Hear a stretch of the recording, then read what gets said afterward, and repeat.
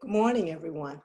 So good to see you here. So as Jared said, I am the Associate Dean of Academic Affairs with the College of Education and thrilled to be here with you this morning to talk to you a little bit about the College of Ed and what we do.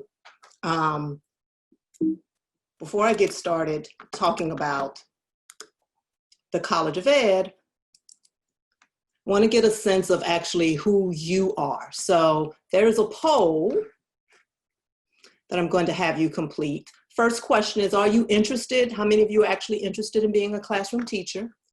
How many of you are interested in education, but not necessarily as a classroom teacher, for example, working for a nonprofit or community organization? And then how many of you are here just because your parents have forced you to be here on a Saturday morning? So just take a second. All of the young people. So we have a sense, so I have a sense of who I'm talking to this morning.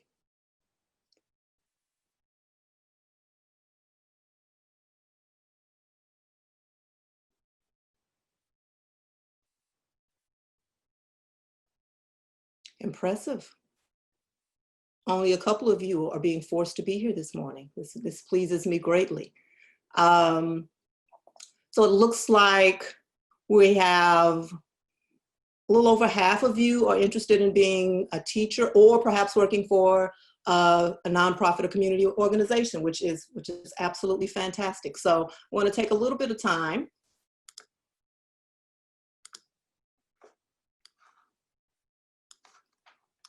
and talk to you about what we have to offer in the College of Education, and then leave plenty of time at the end for you to ask any questions that you have. And of course, feel free to start loading the questions into the chat as they come to mind.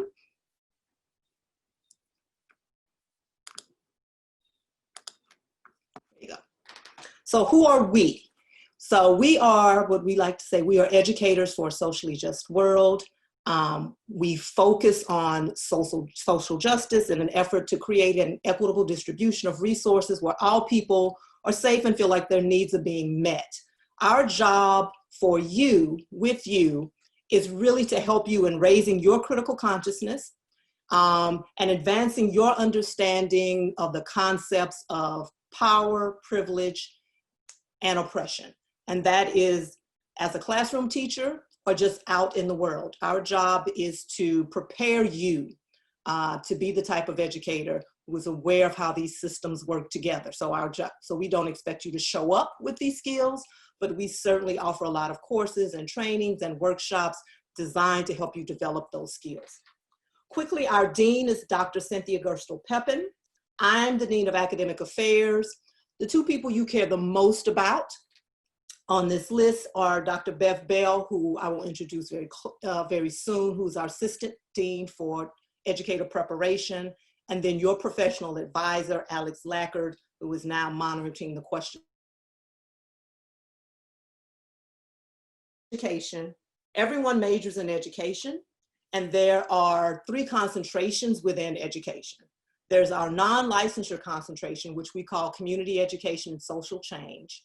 And then we have 2 licensure tracks, early childhood education and special education.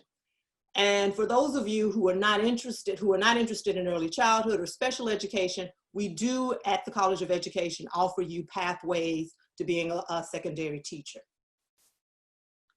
So quickly, let's talk about community education and social change. So this major is designed for students who do not want to be classroom teachers. This is not for you if you want to teach 3rd grade or you want to teach 9th grade. This is for students who are interested in education in some way, but not necessarily at all interested in being a classroom teacher. In this major, we focus on social justice, of course, leadership. Students are required to take multiple courses in leadership, courses in research methods and evaluation, courses in interpersonal communication, also courses in teaching and learning, and then educational technologies. Again, it does not lead to licensure, but it does prepare you to do education in a different setting. Students in this major are also required to complete an internship that is credit earning. So, and the purpose of that internship is to kind of help you get a sense of where it is you want to be and what you want to do once you finish. Early childhood education is one of our licensure majors. If you're interested in early childhood education, that's for you who want to teach pre-K through 2nd grade. Early childhood education is what we refer to as a restricted major. You apply to that major in your 2nd year, in your sophomore year here at UMass. The community education and social change is an open major. If you're admitted to UMass, you can go right into that major. If you want to do early childhood education, however, you apply in your sophomore year. There are some prerequisites that you have to take in order to qualify for that major, all of which we'll walk you through. It requires you maintain a GPA of 3.0 and then a passing test on one of the licensure exams. Special education is very similar. Special education, you can choose to be licensed at the elementary level, pre-K through 8, or the secondary level, 5 through 12. Again, you apply in your 2nd year. What's unique about the special education major is you must also double major in something else. So you can't just major in education. If you want to teach special ed, you must also major in something else. Our preference is that you major in a content area because special education teachers teach content. So English, social studies, history, science, math, that you actually have some content knowledge. Again, the same prerequisites: must maintain a GPA of 3.0 and pass the teacher licensure exam. So a theme you might be catching on to here is that if you are interested in majoring in one of our licensure programs, you can't really be messing around in those first 3 semesters. You really have to show up, do well in your classes, demonstrate that you are a strong teacher, because in the College of Education, we do not license nincompoops. So you really need to demonstrate that you are going to contribute to public education, that you can be a solid student, that you take education seriously before we allow you to be near anyone else's children. Now, we don't offer an secondary education major. What we do offer is a licensure pathway to secondary education. So if you're interested in teaching any of these subjects you see here on the screen, English, history, math, music, at UMass, you can earn your license to teach 5th through 12th grade at that level. What you would do is major in the content that you want to teach and work with us on your licensure piece. And Bev Bell can talk to you more about that at the end of this presentation. But the point is to say, if you're interested in teaching at the secondary level, we have options for you, needn't you worry. And then for those of you who are interested in elementary education, which is 1st grade through 6th grade, we offer a 4+1 program. So what that means is that you will start taking courses towards that master's degree as part of your undergraduate programming. Again, you apply to that program in your sophomore year. You can also apply in your junior year. Also leads to licensure in elementary education. And then for those of you who are not interested in licensure, but still are interested in education, we offer a minor in education. Education that does not lead to licensure. You simply take 6 courses, 1 required course, 6 courses spread out across social justice, leadership, etc. And then you have a minor in education. One thing I want to talk to you about, just kind of in terms of what else we offer in the College of Education, and we do offer quite a bit, but I think what I'm most impressed with is our education club. So for any undergraduate student who is interested in the field of education, you do not have to be an education major, you do not have to be an education minor, or even in one of our licensure programs. It's just if you have an interest in education, we encourage you to join the education club. I like to tell parents or grown-ups that the education club, all of those students in that club are the most wonderful, generous, kind, hardworking, smart students on this campus. Even if my child were not interested in education, if they wanted to be an engineer, I would still force them to join the education club, just because it's just a wonderful group of kids. And they do a lot of events designed to promote education in the community. So now I'm going to introduce to you our Assistant Dean of Educator Preparation, Dr. Bev Bell, and she's going to talk to you a little bit about licensure programs, and then we'll open it up for questions.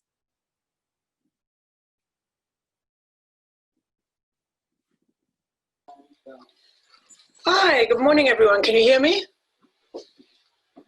Yes. Great.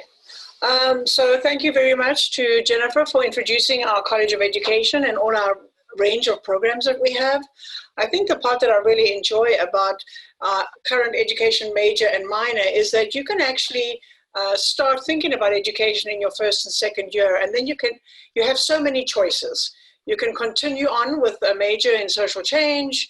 You could decide maybe I want to enter the licensure program, and at any stage you can hop back off again if you prefer to do the route without licensure. But just a couple of basics. The licenses that we offer at the College of Education are considered an initial license. So once you finish this, you actually have an official license in the state of Massachusetts. The license is good for 47 states, including some other, some of the places such as Guam, Washington, D.C. There's no direct reciprocity with New York, New Mexico, and South Dakota, but you just have to take a couple of extra courses.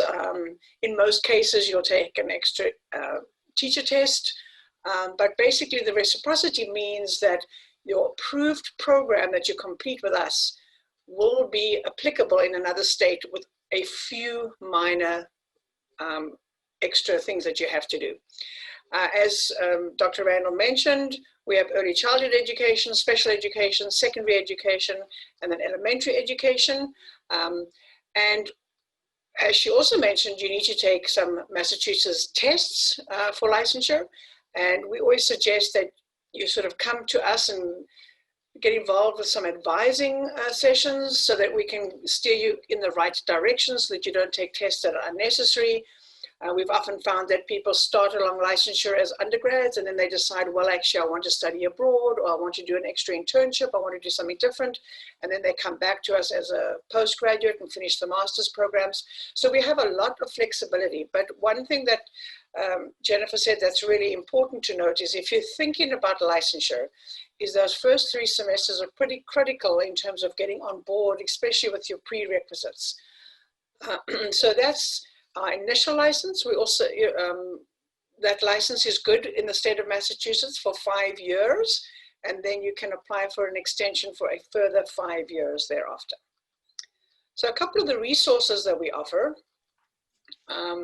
in terms of MTELs. Mike, can you move us on? Or I don't, right, great. So one of the things that the College of Education do is not only do they give you great professors that have actually worked in the field or have deeply researched particular teaching and learning strategies, we also offer support for that very first MTEL that everyone has to do.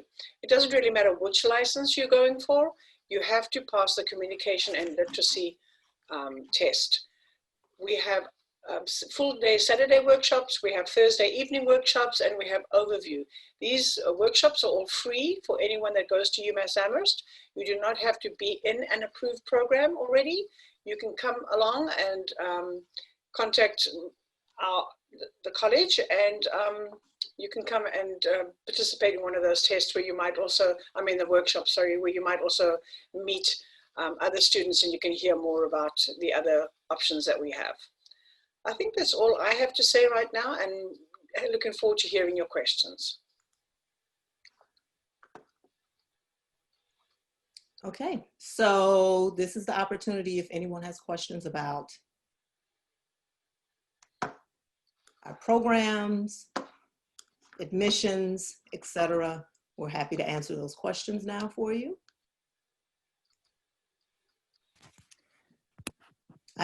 There was one question that came in, and I believe, Alex, you were going to answer?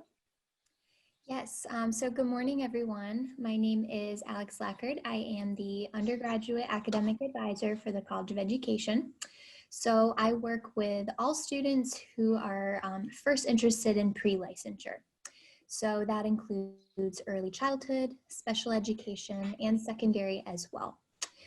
So one of the questions we got through the chat was, if I want to go into special education, would I major in education with a concentration in special ed? So how that would work is special education is a required double major. So all students must double major in something else they're interested in. So this can be anything else on campus. Typically, we recommend that you choose a content area like math, science, history, or English, but that's not a requirement. So that is something that you can choose to declare on your common application coming into UMass. And you would pursue that major first. So your first 2 years, freshman and sophomore, you would chip away at that major of your choice, as well as the 4 prerequisite classes to get into special education. So those 4 classes noted on our slides, the 2 math methods courses, a child development class, an intro to special ed. So in the Advising Center, we will help you plan right from the beginning how to weave in those prerequisites with your gen eds and your other major to get you ready to apply to special ed.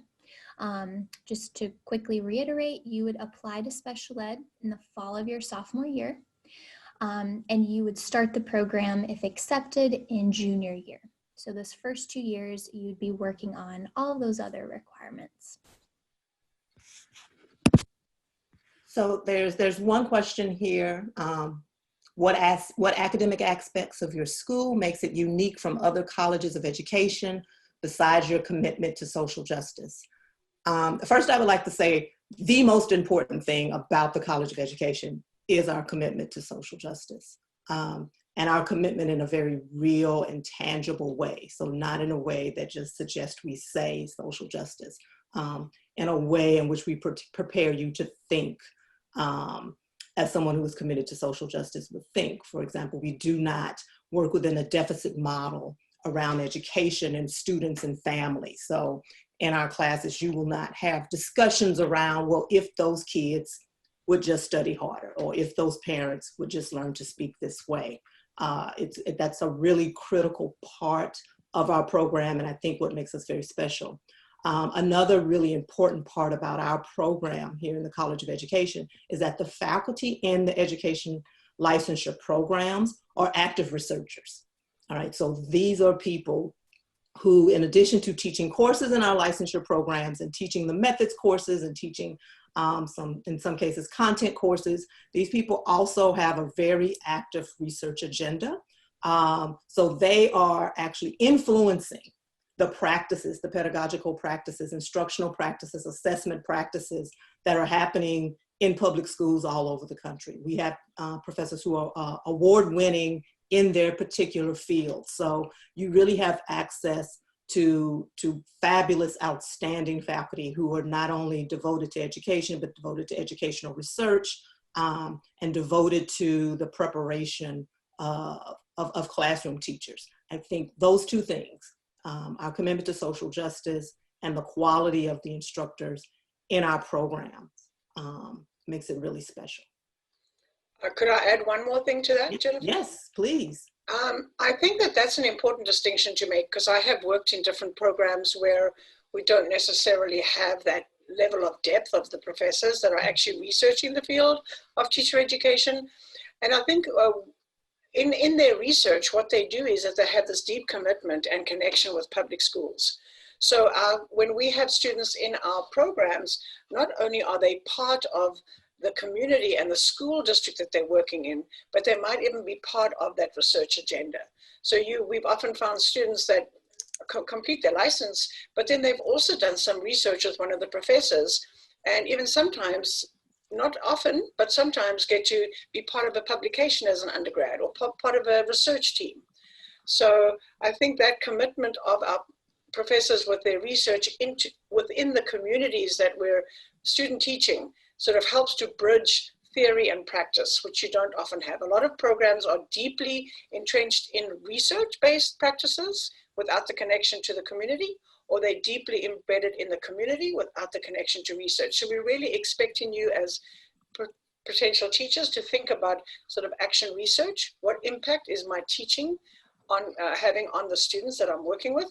And what impact is that having on me as a teacher as I grow?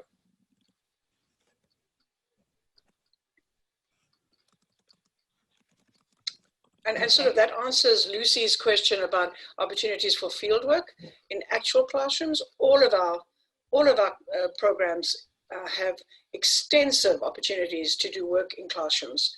You have your final semester is an entire semester of student teaching. In some cases, if you do the 4+1, almost the entire year of your master's is in teaching. We have a couple of other residency programs where you have an entire year. And so we are very much based within the classroom and the College of Education. And I'd also like to add to that, because I believe there was an earlier question, thank you, Bev, that there are also opportunities for students to have field experiences prior to even being admitted into a program. So we offer several courses where students go into classrooms, go into spaces where there are students, and get to have what we call those early field experiences that aren't a part of the licensure process, but certainly give you an opportunity to engage with students and to engage with other teachers before you even apply to the program. So it's not that you can't begin working with students until your sophomore or junior year. We have many courses that will allow you that opportunity.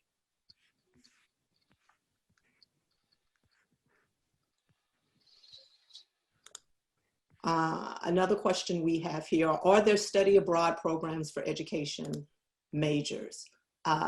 So we don't have very specific study abroad education. We don't have our own programs. I do believe Bev is working on a couple of things for us moving forward for sure. But students, education majors do study abroad. Certainly if you're in the non-licensure major, you have plenty of opportunities to decide amongst the kind of university level study abroad opportunities, what you might want to do. We have had students in early childhood education who have opted to study abroad. I will say that for special education, you have to be very thoughtful and deliberate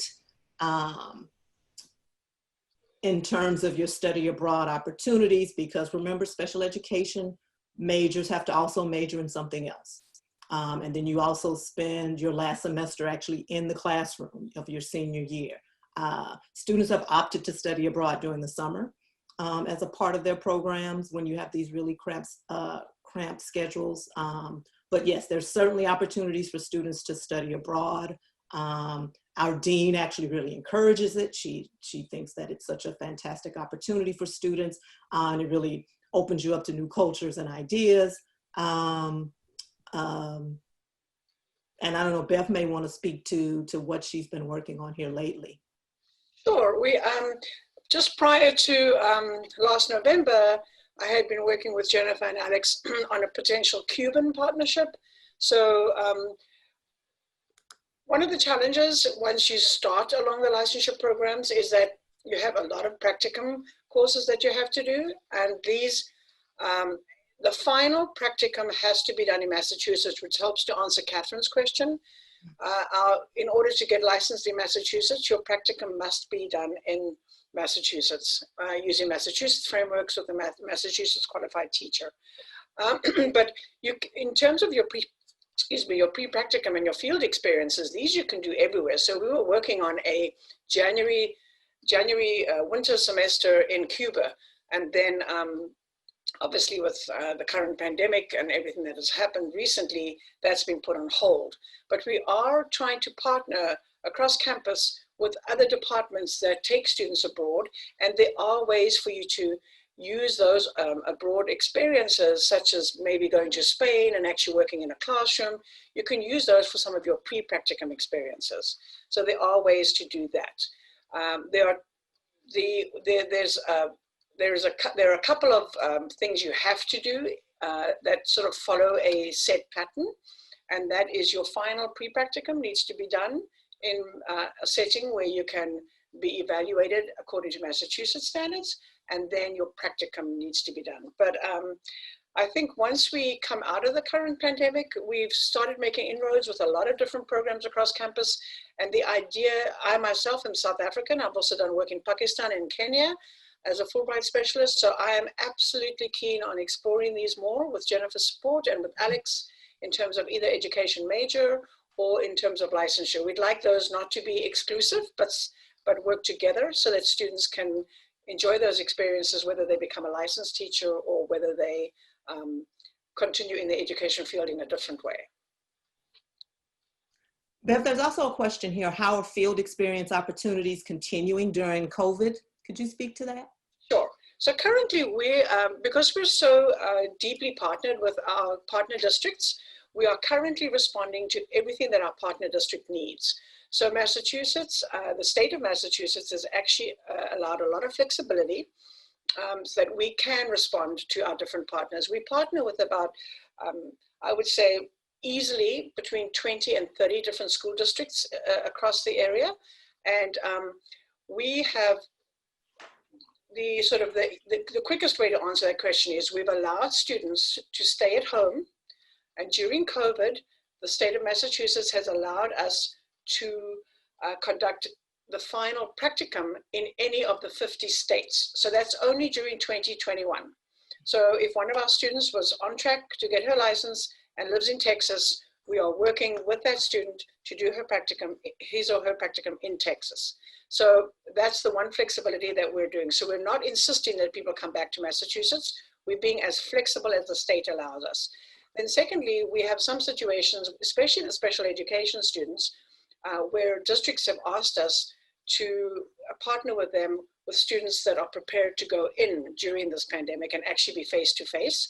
And so we've put a call out to our current seniors and our master students, and those that are willing to go in face-to-face, we partnered them up with school districts that are requesting that. Then we've also joined a very exciting new partnership with the Greenfield Commonwealth Virtual School. It's a virtual school that has been around for 10 years, and we currently have 7 of our candidates partnering with teachers in the virtual school. So basically, we have opened up every possibility that students can and will learn to teach virtually, and for those that feel comfortable to actually go in face-to-face as our partners have requested it. We very much, and I know I said this earlier, but one of the things that I'm most proud of at UMass is that we are responsive to what our partner districts want. And that's the way we go about it. Rather than imposing our particular views and standards on the partners, we respond to our partners. I hope that helps answer that question. In terms of the music education, I'm brand new in my new role as assistant dean, so I'm just learning about all the cross-campus partners. Music is one of our licensure programs that works within the music department. And my understanding, and maybe Mike and Alex can help, my understanding is that music is an undergraduate license. Is that correct? So in other words, you would major in music and licensure as an undergraduate, I think. That is my understanding of it. If any students want to pursue secondary licensure in another area outside of the college, music, art, they're welcome to contact me in the advising center, and I can get them to the right contact in their department.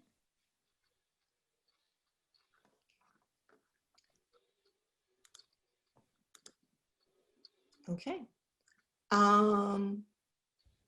In terms of double majoring in psychology and secondary education from the anonymous attendee, I think that depends on what your other major is. If you could give me a little bit more information, I could answer that. I could type in an answer for you. If you're planning on doing the 4+1 in elementary ed, did you already answer that, Alex? What would our major in? Yeah. Okay. So I think we're out of time, but for people who still have questions about education, we will stay on and answer them in the chat for a few minutes after, if you still have burning questions you would like to ask for us. Again, we appreciate you coming out and learning more about the College of Ed, and we look forward to being in contact with you over the course of the next several months. Have a great morning.